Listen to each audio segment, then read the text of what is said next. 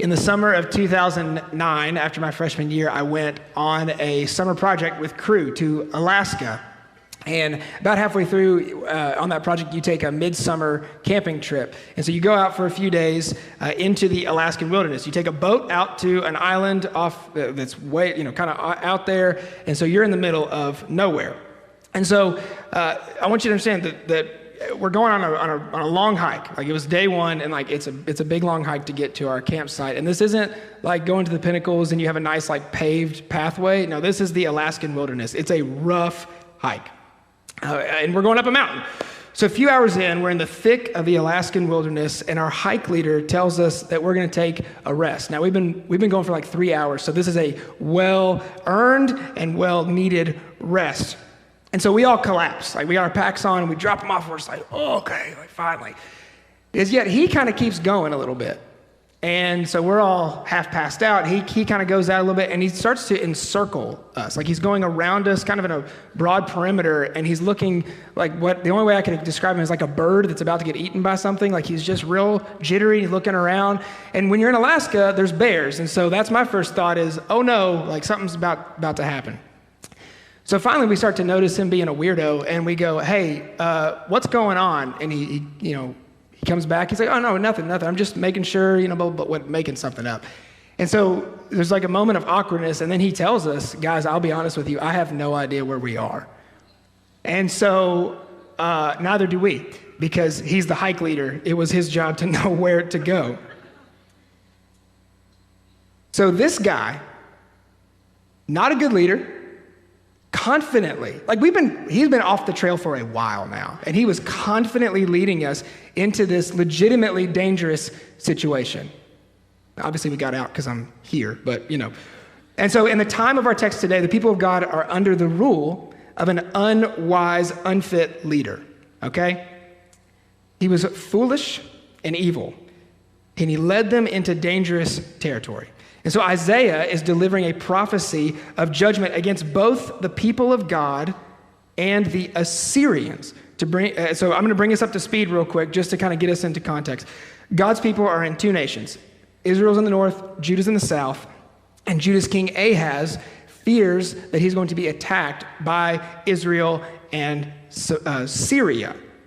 And so he decides that he's going to look over to the 800-pound gorilla of a nation and Assyria, and go, hey, you guys come help us, protect us. And Isaiah screams in his face and goes, don't do this, but trust in the Lord. If you remember back when Eric was preaching, that's this moment. And Ahaz just ignores the prophet's words and forms the alliance anyway, choosing to find protection in the swords and chariots of a pagan nation rather than under the protective wings of God.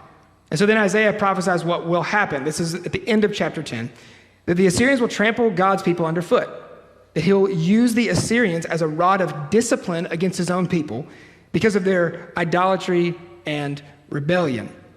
But there will remain a faithful remnant among God's people, and they will turn back to him. And then his judgment will turn away from his people and head towards the Assyrians. And so the axe that God used to cut his people down, he will then turn and cut down. Chapter 10, verse 33, behold, the Lord God of hosts will lop the boughs with terrifying power. And the great in height will be hewn down, the lofty will be brought low. So the picture that Isaiah gives is that Assyria is this massive, huge redwood forest, right? Way up into the sky, hundreds of feet up, with their canopies covering the ground so that there's no light can get through them, only shade.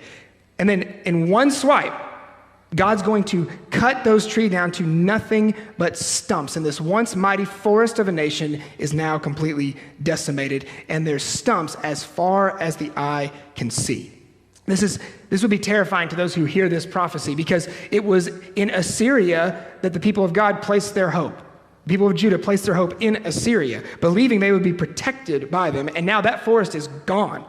So they are exposed. There is no protection for them from the Assyrians. They are helpless.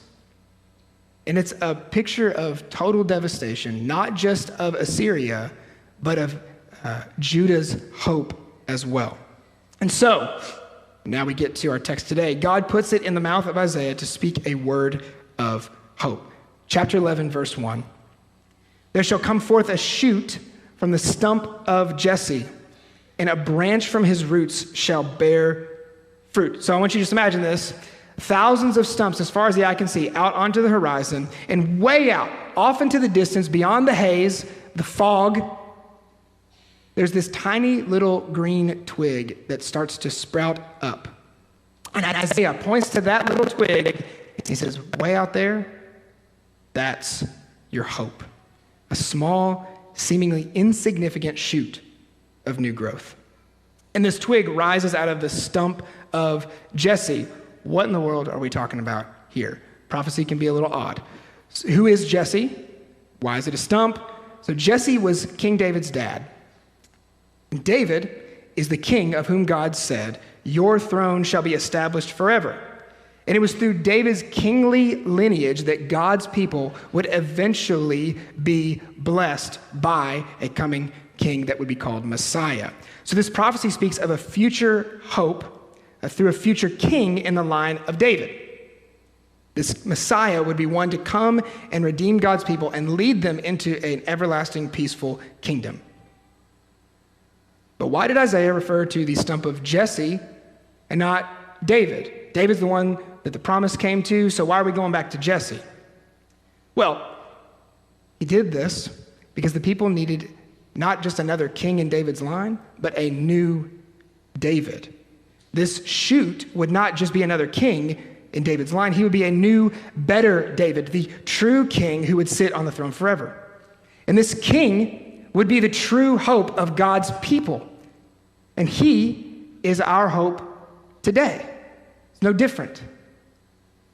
And so we have to ask ourselves now, what do we find our hope in? Judah looked to Assyria for protection, and it was decimated, right? Ahaz led God's people to place their hope in something that's not God, and it led them to destruction. See, misplaced hope is not simply disappointing, it is potentially devastating. And God may be the one to bring the devastation. Notice it wasn't a happenstance that Assyria fell. God did it. He's the one that said, nope, you're not finding your hope in that, so I'm going to cut the legs out from under your hope so that, why? You will fall into my arms and to get you to a point where you have nothing left but me to hope in. And I wonder, there's a lot in the culture just kind of around Christmas. We talk about like hope and joy and light and all those kinds of things. And so it's kind of on folks' minds. And I wonder, this Christmas, what do we put our hope in? Like, what are you hoping for? What were you hoping will happen that will bring you the peace that Christmas promises? And I think the way you know that is what makes you angry, what bothers you, and what do you long for, right? I just want this relationship to work. I want to be reconciled to that person, or I just want to date that person. I just want the doctors to figure out what is wrong with this body. I just want to have my family all together for Christmas, but because of the last year, everybody hates each other. I just want 2022 to be better than 21. And all God's people said, amen. No. But listen, these aren't bad hopes, okay? They're not. But if they are our ultimate hope, like that's the thing we're longing for to bring us satisfaction and peace, we're going to miss the better, greater hope. If our hope is in circumstantial change, we are in deep trouble because circumstances change all the time.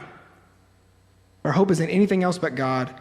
We will not find the joy and peace we long for. This coming king is the true source of Judah's hope.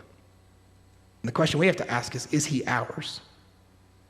This king from Jesse's roots, the prophet says, as we continue on the next half of verse 1, will bear fruit, meaning that from him will come a fruitful kingdom, a kingdom of life, plenty, and abundance.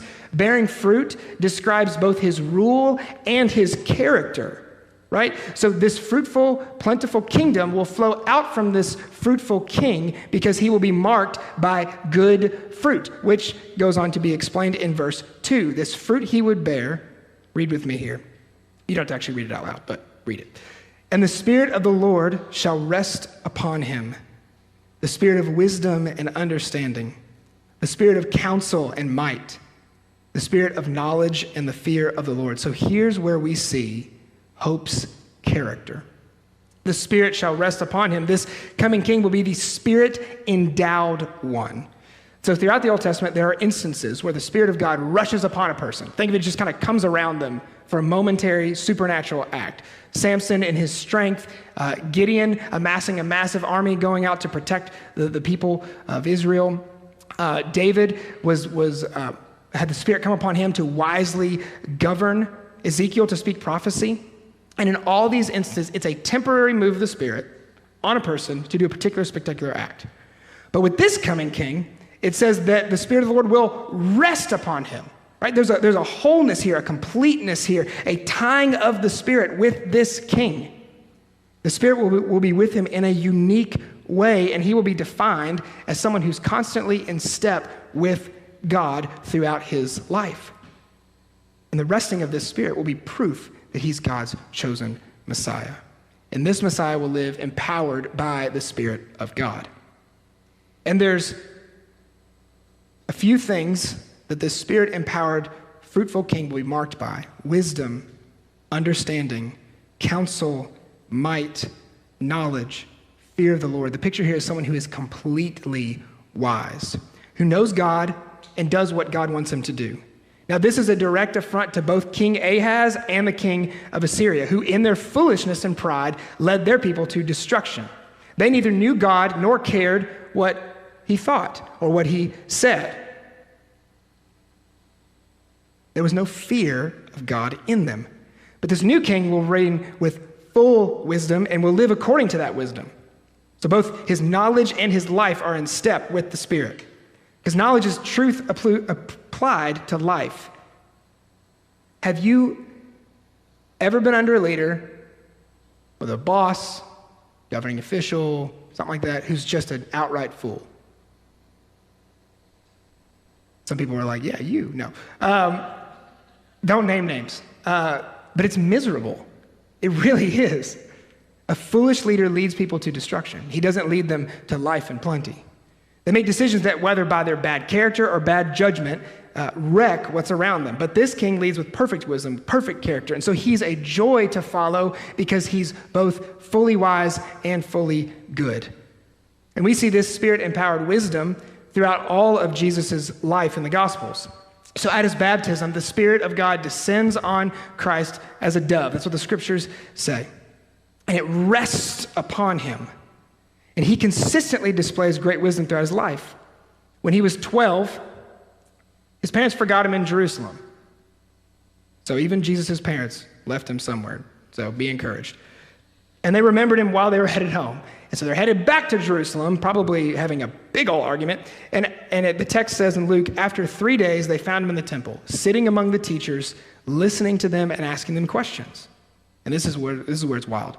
And all who heard him were amazed at his understanding and his answers. So these are the teachers of the law, like the people who run the synagogue, and those who are around were amazed at the wisdom of a 12-year-old. Now, I don't know many 12-year-olds. Let me rephrase that. I know no 12-year-olds that I've talked to and been like, wow, you are a genius. Normally it's like, you idiot, quit, you know?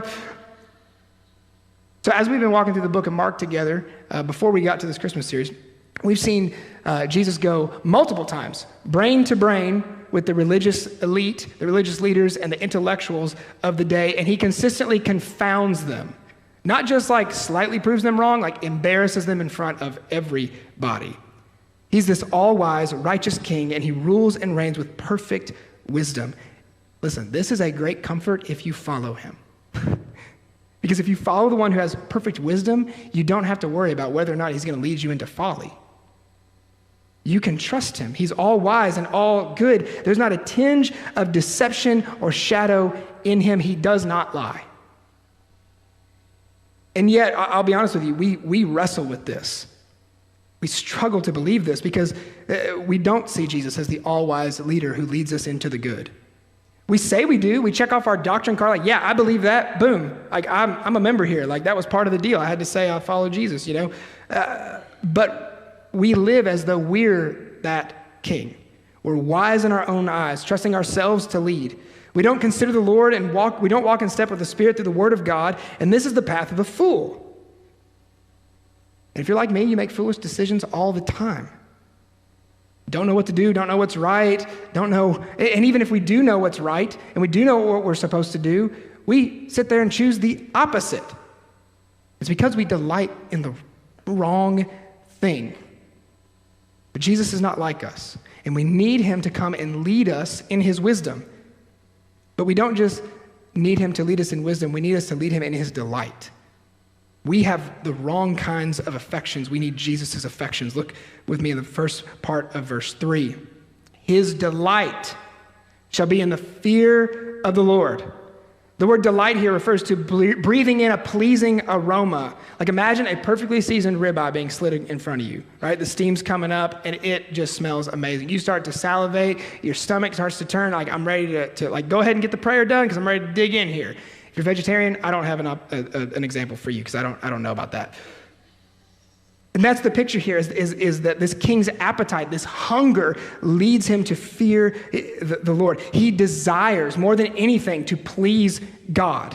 And he finds his greatest pleasure and satisfaction in doing that. To fear the Lord is to know him and do what he desires, to revere him as the ultimate authority. And this, to please his Father, was Jesus' delight. He delighted in doing what the Father told him to do. An example of this is when he's ministering to the woman at the well, a Samaritan woman, and he reveals himself as the long-awaited Messiah, and the disciples went into town to go get some food. They're bringing it back, and there's a crowd that starts to amass, and they're like, hey, you got to eat. You're going to get wore out, right? So they're urging him to eat something, but he passes on lunch, and he says, hey, I have food to eat that you don't know about. So the disciples said to one another, somebody else brought him something to eat? And Jesus probably rubs his temples and then says, my food is to do the will of him who sent me and to accomplish his work. Jesus' life was committed wholeheartedly with great passion to the glory of his Father every single moment, to please him. His zeal was to be about and make much of his Father. And I do wonder how many of us could honestly say the same. Like, when was the last time you were excited about what God's doing? I hope it's often. But how often were you excited, not just what he's doing kind of out there, but excited about what he's calling you to do? I think sometimes we begrudge, we know what's right, and we're like, man, I have to do this? I have to love my spouse? I have to go and be kind to them at Christmas? When that displays in us that we do not believe Christ is the good, wise leader we say he is. Let's just talk about Christmas, right? It's a Christmas sermon. Probably should talk about Christmas. I'll give you a personal example. December 1st rolls around. I have the best of intentions of making Christmas all about Jesus. We buy the Advent devotional. We got this book called The Jesse Tree we read with our kids, and I'm like, every day at 7 p.m., we're going to do this, and we're going to get it done. And by day, what are we on? What is it today? The 12th? Yeah. Not doing great, you know? Didn't really make it to the 12th one. Actually, in Jesse Tree, we did it, so nailed it. And it becomes, I'll just be honest with you, it becomes about other things. Or it becomes about getting the thing done rather than leading us to delight in Jesus. This is what our heart does over and over again. We get lulled to sleep in our delight of the Lord. There's not a single one of us who could honestly say that fearing the Lord and making him known is our daily passion. And that's sin. But praise God that Jesus never wavered in that aim. There was never a day when he was like, I don't want to do what you say. It was his delight. It was his treasure. And it's of him that the Father says, I am well pleased. Here's the good news. If you're in him, if you trust Christ, God says the same thing about you, even when you fail. And when God sees you, he doesn't turn away with disgust or anger. But he says of you, I am well pleased. But trust Christ. Give yourself wholly over to his rule and reign in your life, because his reign is good, as we'll see in the next section. Next part of verse 3. He shall not judge by what his eyes see or decide disputes by what his ears hear. So this coming king's rule, unlike Ahaz, will not be based on outward appearances. See, King Ahaz saw the external might of Assyria and went, that's where I'm going. They got a big old army. That guy's doing great. Look at all the towns they've taken over. That's our safe bet. But and he was led not by what God said, but what his eyes saw. But the coming king, this Messiah, won't be like Ahaz. In his wisdom, he'll judge by the hidden man of the heart. He will know the deep recesses of a person. He will understand things to a degree that is beyond natural. It goes into the supernatural. He'll be able to see behind the curtain of the human heart, and his judgments will be based in reality, not in external appearances. And Jesus displays this wisdom in his famous woes to the Pharisees. Woes, W-O-E. As we've learned from our study in Mark, the Pharisees were the religious leaders. They were the who's who in Jesus' day, and by all appearances were very righteous. And yet Jesus sees through their thin little outer shell of playing piety into their hearts. And this is what he calls them in Matthew 23. Hypocrites, blind guides, children of hell, whitewashed tombs. He's not fooled by status, false religion, money, or reputation. He sees the inner man as he really is. And I pray that this is not us. That we're not playing piety, playing religion with Jesus. There may be some here who you've got people fooled. And when folks look at you, they see an outwardly devoutly religious person.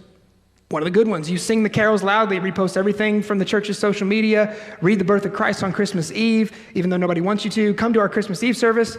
That's a plug. And yet, you've actually not submitted to Christ. All of those things are about you. Here's the thing.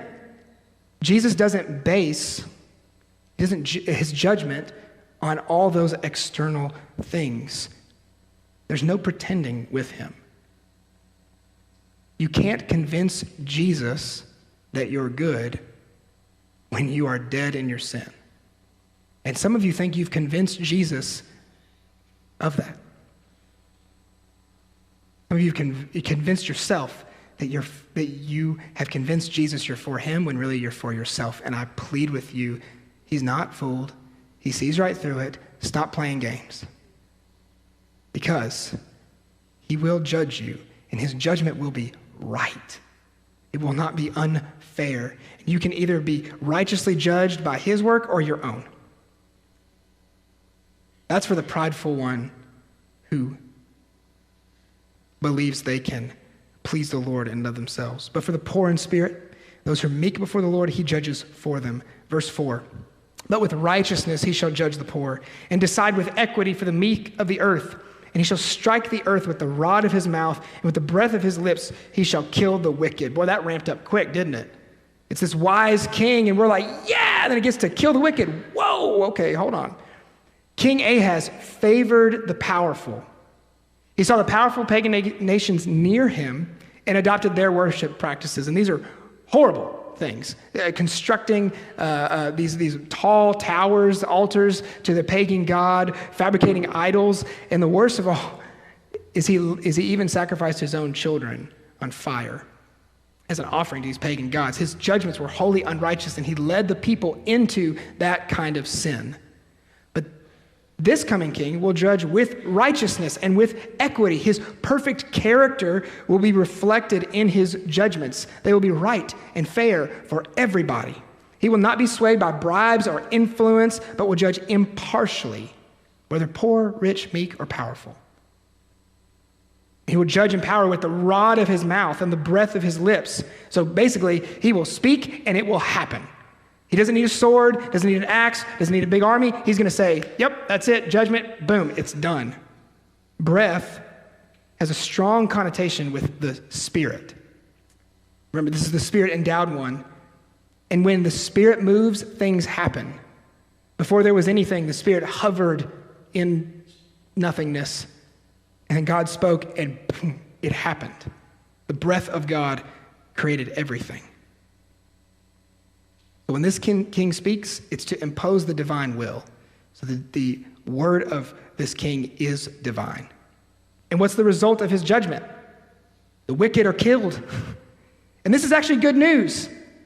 I know that sounds harsh, but it's good news. Because of the wickedness of the rulers of Judah, the people are in peril. Wicked people lead to wicked outcomes. But this king will do away with all that and will lead his people into a righteous future. And this is something that we actually want. Think about the leaders in your, we want good governance. I gotta be real careful, don't I? We want good governance, okay? I'm not saying more than you think I am, I promise. Like, think about all of the foolish, unwise, evil people that have led, even in our own country, right? I tried to look it up this morning to make sure I get my facts straight, and it's hard to know, and it's mind-blowing to even think about this, but and I know we talk about it a lot, but it's because it's such an evil in our culture.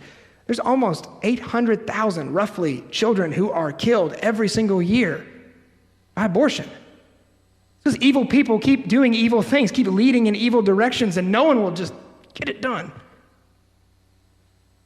Powerful people pay off others they've abused and mistreated, and everybody just moves on like it's no big deal. We hear stories of corruption and bribery, and our blood boils. We're angry about it. We see injustice, and we long for the reign of a wise, good king. But here's the problem, because we can get real self-righteous right now. Scripture's really clear on who's wicked, and it's everybody. Psalm 14 describes God looking down to see if there are anybody among his people, of his own people, who are seeking after him. And it says, they've all turned aside. Together they've become corrupt. There's no one who does good, not even one. Not a single person I can find. The Apostle Paul says this too. All have sinned and fall short of the glory of God in Romans. And so if this king is going to come and justly, fairly, and righteously judge, then we all fall under that judgment. And that's not good news, but it's right and it's good because this king is completely righteous. Verse 5, righteousness shall be the belt of his waist and faithfulness the belt of his loins. Go back to King Ahaz, deeply unrighteous and unfaithful to the Lord and to his people. He bucked God's rule and did what was right in his own eyes. But this coming king will not be unfaithful, but faithful. He will not be unrighteous, but righteous. He will be marked by those things. Righteousness is being completely right. All of his thoughts, motivations, actions, decisions, etc., are completely and totally right, in step with the Lord, and he will always do right and always faithfully carry out his service before God. The phrase belt of his waist and belt of his loins illustrate two things. One, a willingness and readiness for action. Like, all right, let's go. Like, I'm ready to do the right thing. I'm ready to be faithful. This will mark him. And how it ties all things together, right? Like your belt kind of keeps it all together. This king will always be ready to follow God's divine will and will always do it. Everything he does will be righteous. So his judgment of the wicked is right. And this is both the joy and terror of Christmas. From where we stand today, this king has come in the person of Jesus. He is our righteous, faithful king. So the joy of Christmas is that he's come to bring about a just, righteous kingdom. That's what he's doing. That's what he's done, what he continues to do. But the terror of Christmas is that we are not just or righteous. We fall in the wicked category. So what do? The good news is that Jesus took on the judgment that we deserve. Because of our rebellion against God, we deserve to be banished from God's presence. And Jesus says, I'll take that. This good and wise king, in his wisdom, took the punishment you and I deserve on himself so that we would not have to endure it. He was judged as if he were sin itself. But he's perfectly righteous. So he didn't deserve to die. That's why he can be our substitute. That's why he can stand in our place. The sinless became sin so that sinners could become sinless. And he's the only one who can righteously deal with our sin. And at his death, he delivered the death blow to sin, death, and Satan when he struck them with the rod of his mouth when he said, "It is done." The wonder of Christmas is that this good king has come, and this prophecy points us to that glorious truth. But this prophecy is kind of a 2-for-1, okay? It points to the king that has come. It also points to the king that will come. again. And there's going to be a day when Jesus rips the sky open and all people will bow down before him and will be judged. And they will be judged either by their righteousness or his.